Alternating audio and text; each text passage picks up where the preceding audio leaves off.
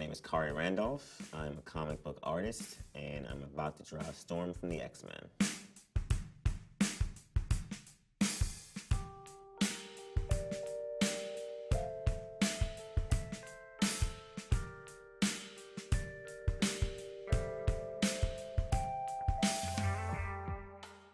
With a character like Storm, I'm always thinking about the fact that she's basically, she's considered by her people like a goddess.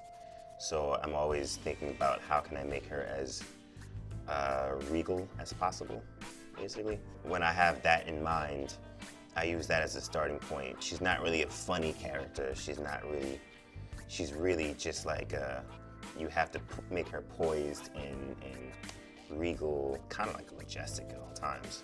So I kind of feel like she's not looking down on you, but at the same time, she should always be kind of holding her head up high. I try to not approach any two covers the same way, depending on the book. So an art style I would use to draw Spider-Man is not the same art style I would use to draw, say, Batman. So I usually try to let the subject matter define the kind of style I use and how I approach it. It's funny. You can create with anything. I spent many hours with just pencils and paper without much more than that. These days, I tend to work almost exclusively digitally on a Cintiq. So it takes me a little bit of a warm-up to go back to pencil and paper since it's been a while for me. But mostly, for the first part of my career, it was pencils, paper, a couple rulers, and that was about it. When I was heavy into using actual physical materials, I would lay out my drawing with a blue pencil first and foremost. Blue pencil is great because you can get really messy with it, and you can figure out all your anatomy and perspective and everything else. When you scan it in, it's very easy to take out the blue pencil.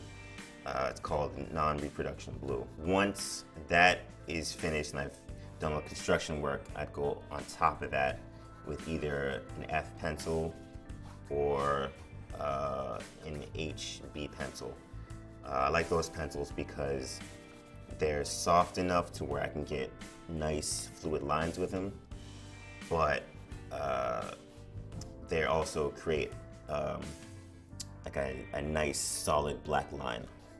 If you go any darker than those pencils, they tend to get very greasy and smudgy. And since I'm a left-handed artist, things smudge very, very quickly because I'm drawing from left to right, and it's real easy to just draw, smudge up a character like that. So I try to use pencils that won't smudge too much.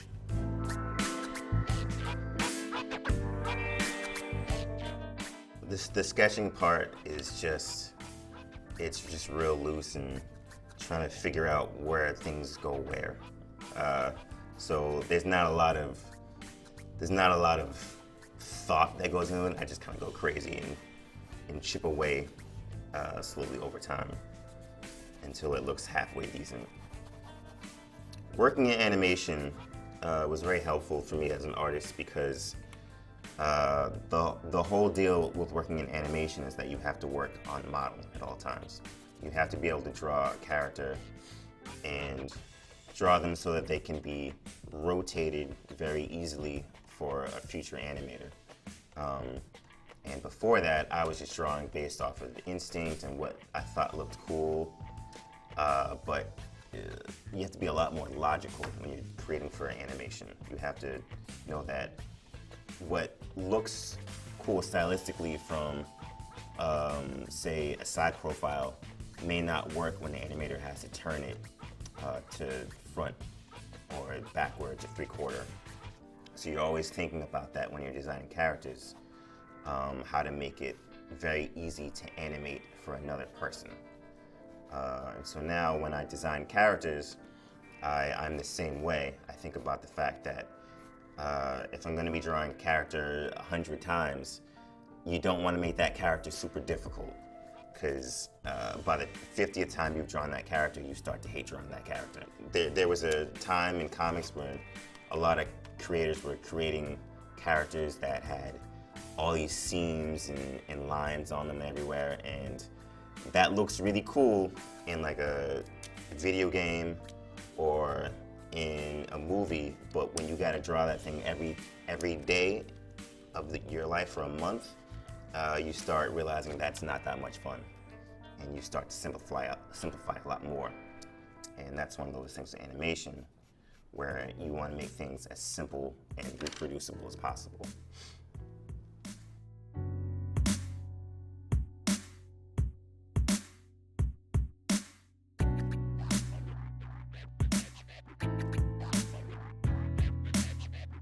She was one of the first characters in all of, I'd say, of Marvel comics that I really fell in love with.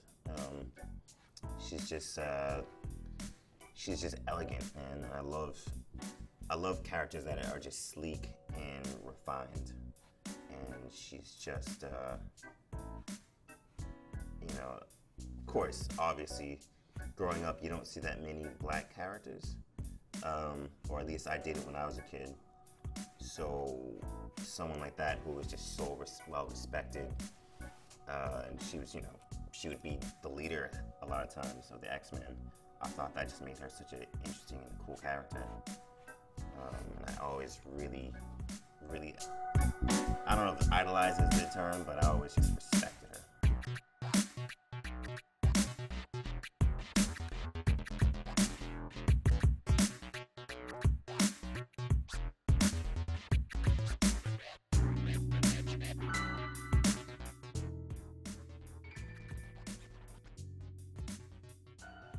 My favorite X-Men artist of all time, I'd say it goes neck and neck, but I'd probably give it out to, there's two guys who I think defined X-Men for me in the 90s, and that was Jim Lee and that was Mark Silvestri.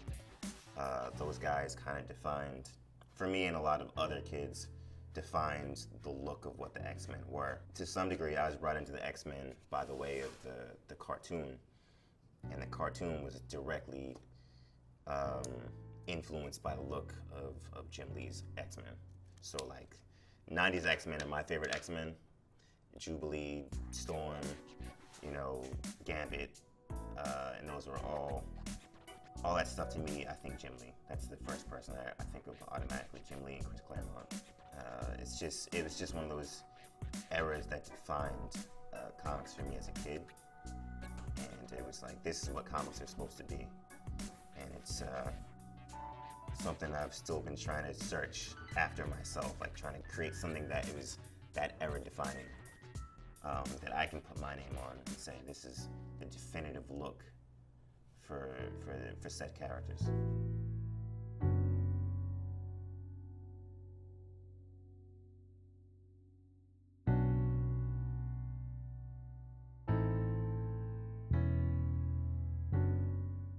All right, I think I'm about done here. All I gotta do is give it the old John Hancock.